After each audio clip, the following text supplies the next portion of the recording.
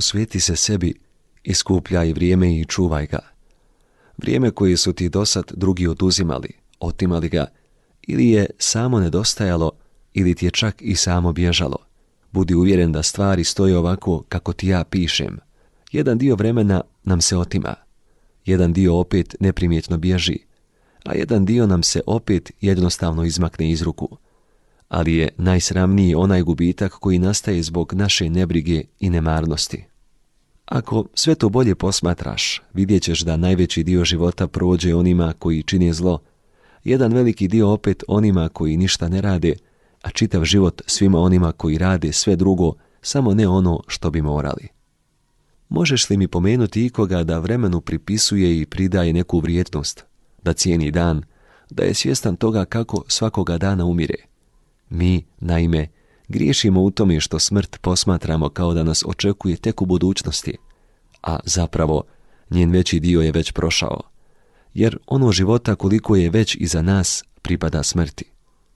Tako će se desiti da manje zavisiš od sutrašnjeg dana, ako današnji dobro iskoristiš. Sve drugo je tuđa svojina, samo je vrijeme naše. Međutim, ludost ljudi je tako velika da cijene upravo sve ono što ima najmanju vrijednost i što se može nečim drugim zamijeniti, nadoknaditi, a niko ne misli da je učinio grešku ako je izgubio vrijeme. Ta ono je jedina stvar koju je dobio, a koju ne može da vrati, makar zato bio blagodaran. Nigdje nije onaj koji je svugdje. Biljka neće ojačati ako je često presađuješ. Čitaj uvijek samo provjerene pisce i ako te ponekad obuzme želja da se obratiš i drugima, vrati se opet onim prvim. Svakog dana steci nešto što će biti od pomoći protiv siromaštva, protiv smrti, ali i protiv svih ostalih nevolja i nesreća.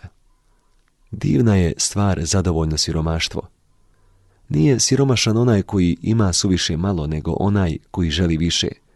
Jer od kakve je važnosti to koliko blaga neko drži u škrinji, koliko žita u hambarima, koliko stoke ima ili koliki je njegov kapital ako žudi za tuđim i ako ne računa ono što je već stekao, nego ono što još treba da stekne. Pitaš me šta je mjera za bogatstvo? Prvo, da imaš ono što ti je neophodno, a drugo, da imaš ono što je dovoljno. Niko ne može sebi produžiti siguran život ako suviše razmišlja o tome na koji način da život produži. Svakog dana razmišljaj o ovome kako bi ravnodušno mogao ostaviti život, za koji se mnogi ljudi hvataju, kao što se za žbunje i stijene hvataju oni koje je ponio brzak. Najveći dio ljudi opet žalosno životari u strahu od smrti i u tegobama života. Ne žele da žive, a ne znaju kako da umru. I zbog toga ti sebi stvori prijatan život tako što se nećeš nimalo plašiti za njega. Nijedna druga stvar ne koristi onome koje posjeduje, ako nije uvijek spreman na to da je može i izgubiti. Od trenutka kad si se rodio ti si zapisan u knjigu smrti. O tome i o sličnim stvarima treba uvijek da razmišljamo, ako želimo da mirno sačekamo onaj čas koji uznemirava i plaši sva ostala bića. Lijep i prijatan život može se voditi i u umjerenosti i skromnosti. Meni se čini da je ovakav način života pravilan. Treba se pridržavati zlatne sredine. Treba odgovarati dobrim i zdravim principima, a u isto vrijeme i svakodnevno navikama. Neka svi ljudi cijene naš način života, ali neka također umiju da se u njemu snađu. Strah prati nadu. Ja se nimalo ne čudim tome. I jedno i drugo je nesigurno osjećanje. I jedno i drugo uznemirava čovjeka zato što on u budućnosti nešto očekuje. A glavni uzrok za jedno i drugo jeste u tome što se ne prilagođavamo sadašnjosti, nego što svoje misli upućujemo u daleku budućnost. Zato je obazrivost za čovjeka postala zlo. Divlje zvijeri bježe od opasnosti koju gledaju svuda pred sobom. I kad tu opasnost izbjegnu, one postaju bezbrižne, dok se mi mučimo onim što će tek biti i što je već prošlo. Nama mnogo naše vrline škode. Sjećanje nam vraća patnje straha, a predviđanje i očekivanje pripremaju nam ih već unaprijed. Jer nijedan čovjek nije bijedan samo zbog sadašnjosti. Nikakvo posjedovanje nije prijatno ako nemaš druga u tome. Povuci se u sebe koliko god možeš, druži se s onima koji će te načiniti boljim i dopusti neka ti se pridruže oni koje bi ti mogao načiniti boljima. Izbjegavaj sve što se dopada gomili i sve ono što donosi slučaj. Prema svakom slučajnom dobru budi nepovjerljiv i oprezan. I divlju zvijer i ribu često prevari neki primamljiv mamac. Znaj da si spašen od svih strasti tek onda kada si dospio dotle da od Boga ne moliš ništa za što ne bi mogao da moliš u prisustvu čitavog svijeta. Kako velika je ljudska glupost. Oni bogovima došaptavaju najsramnije želje. Ako bi neko prisluškivao, oni bi se učutali, jer pričaju bogovima ono što nipošto ne žele da znaju ljudi. Gledaj, ne bi li ovaj korisni savjet iskoristio.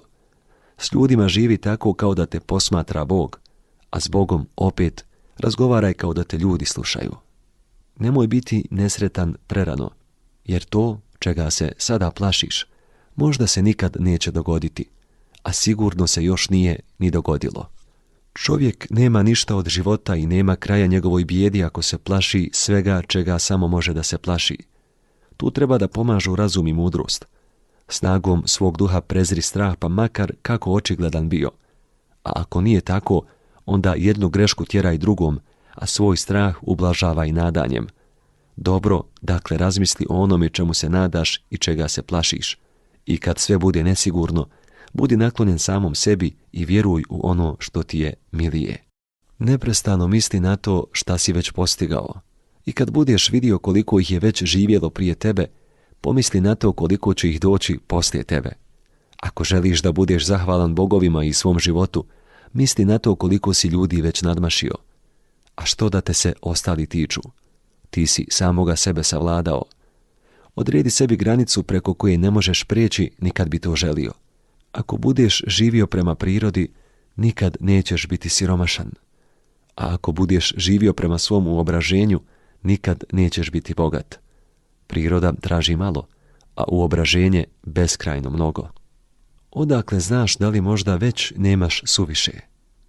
Sticanje bogatstva za mnoge nije značilo kraj bijede, nego samo promjenu njene vrste.